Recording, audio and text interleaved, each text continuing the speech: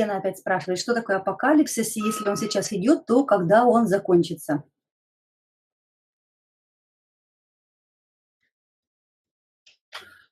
Есть понятия, которые описывают состояние окружающего мира и то, что в этом мире сделала природа, то, что в этом мире сделали люди, то, что в этом мире сделали, предположим, паразиты.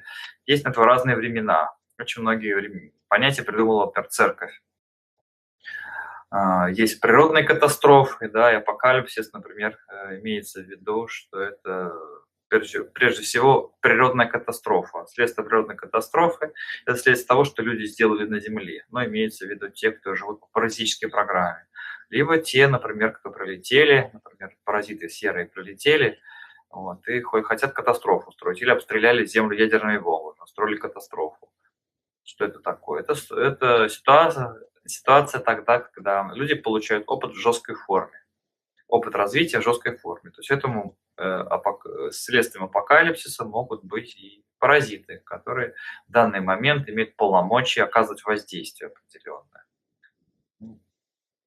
Апокалипсис, в общем-то, придумала церковь, а по сути название это катастрофа природного происхождения, человеческого происхождения, космического происхождения. Вот, если, в принципе, обладать высоким технологическим, духовно-психическим уровнем развития, это все можно балансировать. Вплоть до того, что если Земля, например, запустила вулкан, его можно остановить. Да, шторм также. Вот. Очень интересно, про это говорил, был такой, ну, можно сказать, маг Золотов, он говорил, ну, идет на вас волна, там, с цунами. Ну, создайте такую же волну ей навстречу. Ну, соединились где-то там за километр от берега, ударились, все, ранилось. Да. Совсем можно работать, включая со смерчами, штормами. Летит метеорит какой-то крупный, либо объект, запущенный паразитами, его можно остановить там. То есть катастрофы не будет, соответственно. Чтобы всем этим заниматься, нужно вот иметь базу. То есть если мы технологически развиться не можем, то духовно-психически мы развиться можем. И это вопрос нашего выбора. То есть на технологическое развитие нужны технологии, на это нужно время какое-то. Духовное развитие, если этому уделять времени, ну, в принципе, можно переделать сознание населения за 5-6 лет на принципиально новый виток. И так мы можем все вопросы, которые решаются например, на уровне каких-то специальных программ, например, с помощью МЧС, можно решать за счет коллективного сознания. Собирается психическая энергия людей совместная, коллективное сознание исправляет любую катастрофу. Можно общаться с Землей, можно общаться с сущностями, которые за пределами Земли, можно общаться с инопланетянами, которые подлетают к Земле, и когда они почувствуют такую силу, если они паразиты, да, то они вот сильно осторожны и, скорее всего, не рискнут атаковать. Что такое катастрофа? Что такое апокалипсис? Ну, не придумывайте таких страшных слов себе, не фиксируйте на них внимание.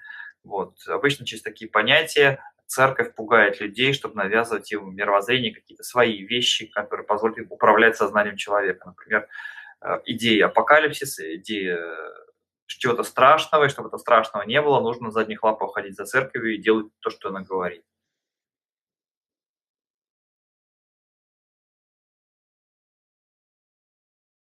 Не ходить на задних лапах, а покупать индульгенции. Ну да, да, то есть идти на поводу каких-то паразитических идей, попасть под влияние паразита. Поэтому не рисуйте себе таких картинок, касающихся апокалипсиса, и рисуйте положительный опыт. Заметьте, вся фантастика, которую сейчас делают американцы, она направлена на апокалипсис. Вот Земля там разрушена, инопланетяне напали, да? Все идеи апокалиптические. Кто стоит за американской фантастикой, кто им сценарий дает, кто их наускивает? Вот их наускивают паразиты, поэтому у них фантастика такая. Возьмите русскую фантастику, которую писали на русские фантасты вот, в то время, особенно когда их было много. Там, если есть апокалипсис, все равно позитив такой явный, конкретный позитив. Даже Стругацкие, которые так подрекламировали алкоголь, даже у них там конкретный позитив. Потому что там всегда светлые побеждают конкретно. То есть и там глобальной разрухи мира нет. Идея апокалипсиса– это идея загладить человека в состоянии страха, а потом в состоянии страха им управлять. То есть не включайтесь в этот образ. А теперь мое объяснение для участников сообщества «Разумное человечество» и членов проекта «Реконструкция». Дело в том, что я этот термин апокалипсис давала специально ребятам в определенном ключе. Лена, тебе такой вопрос. Как ты убираешь свою квартиру? То есть несколько типов психики у людей. Одни люди убирают квартиру комнату за комнатой. Другие люди убирают квартиру всю сразу. То есть они, допустим, идут в детскую, видят игрушки, собирают игрушки, видят, что грязный ящик, высыпают игрушки, идут, моют ящик. Пришли в ванную, поставили мыться ящик, смотрят, что грязная раковина, начинают ее мыть. Помыли раковину, взяли ящик с игрушками, отнесли в детскую, смотрят, что в детской пыль. Вернулись на кухню, взяли тряпку, вытерли пыль в детской. Раз пыль в детской вытерли, нужно вытереть пыль во всей квартире. И Бог, он такое, я не берусь на себя рассказывать, как устроено существо, которое нас всех создало, что я не являюсь его представителем, и я не являюсь никаким духовным лидером, берущим на себя подобные, так скажем, называется, обязательства или преференции, чтобы описывать, как устроен Бог, но кое-что из того, что я вижу и понимаю, могу рассказать. Он очень большое существо, находящееся в разных измерениях одновременно, и у него есть тоже свой день и своя ночь. Вот ваша ночь – это 8 часов, день тоже 8 часов. У него ночь может быть 100 миллионов лет и день 100 миллионов лет. Вот сейчас подошло особенное время, когда Бог, у него наступает день. Не зря говорят, что это новая эпоха у нас пришла, и новый век начнется, эпоха волка по славянскому календарю, и что эпоха разделения уже закончилась, эпоха рыб. Григорий, я все правильно говорю, я нигде не перегибаю. И началась другая эпоха, где нужно соединяться, объединяться в группы и делать совместные проекты. То есть нужно разбиваться по конкретным социальным группам, объединяться в сообщества, чтобы этими сообществами уже начинать творчество. Эпоха разделения началась. Началось. Смешение закончилось. Какая эпоха закончилась? Эпоха смешения, эпоха рыб закончилась, эпоха смешения. Началась эпоха? Началась эпоха водолея, эпоха разделения. Разделение. То есть сейчас мы отделяемся, допустим, курящие от некурящих, пьющие от непьющих, разрушающие нашу природу от неразрушающих, хищники отделяются от травоядных. То есть мы объединяемся в разные группы и будем в этих группах сосуществовать. И пришло такое время, когда Бог, представьте, что у него закончилась ночь. Вот он просыпается, откидывает одеяло со своей кровати, ну, примерно представим, что он человеческого вида, и окидывает взглядом свой дом. Вы же не думаете, во-первых, что Бог спит вот так, как вы спите, там, отключенный полностью. Бог, допустим, может спать, и он, может быть, видеть, что в его квартире происходит. Вот иногда спрашивают, почему так много зла, почему так много всего плохого у нас на планете. Если оно есть, это не значит, что Бог этого не видит. Он видит, просто приходит время, когда он откидывает свое одеяло с кровати, одевает тапочки, встает и думает, надо бы протереть пыль.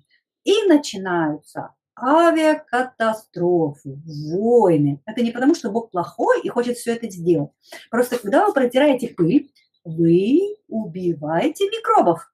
Вы берете тряпку, мочите ее, бросаете на стол, там погибают миллионы микробов. Вы становитесь убийцей, по сути, разрушителем своей квартиры, потому что вы сообщество микробов сейчас вымоете и выбросите в раковину. Это я к тому, что, как любит говорить Григорий, не имейте себе двойных стандартов. Человек и существо разрушающее, и существо созидающее. Если нужно вытереть пыль, вы убиваете колонии микробов. И не надо строить из этого, ой, я не могу убить ни одного микроба, я обрасту всякой вонью и грязью и буду такой ходить. Когда надо, вы разрушаете. Допустим, стоит старый дом, он вам не нужен, вы его сносите. У вас пыль. Вы берете тряпку и смываете все эти полчища микробов в раковину. Благодаря этому вы можете жить. Об этических аспектах этого вам лучше спросить у Григория вопрос, он подробнее расскажет. Я же говорю о том, что, представляете, проснулся Бог и думает, так, начнем с протирки пыли. И если вы видите эти взаимосвязи, вы можете понимать, куда вам пристроить свой попец для того, чтобы не попасть в разные катастрофы или различные неприятные моменты, связанные с тем, что Господь начал уборку в своей квартире. Леночка, закончится он тогда, когда дом будет полностью убран. Когда он будет полностью убран, сказать не могу, потому что в квартире у Бога не прописано. Я хотела обратить внимание участников сообщества на то, что сейчас участились падения самолетов, различные конфликты в политике, в экономике, в социальной жизни. И хорошее, и плохого сейчас очень много. И то, что раньше было невозможно, сейчас происходит день за днем. Вот вы могли себе представить, что у Америки может быть президент с черной кожей? Это те потомки тех людей, которых они насильно привезли из Африки в качестве рабов и долгое время эксплуатировали. Никто не мог этого подумать. Но тем не менее он был. Это, если сказать предыдущим поколениям, это абсурд какой-то будет. Как такое вообще может быть? И сейчас такое будет происходить очень часто. Удивительные вещи, которые вы не можете поверить, сейчас будут случаться практически каждый день, и они случаются, и к этому нужно относиться с пониманием. То есть пытаться разобраться, что происходит, для чего, в связи с чем, и как вам в этом во всем участвовать, чтобы ваше замечательное существо было теплое, веселое, развитое и доброжелательное.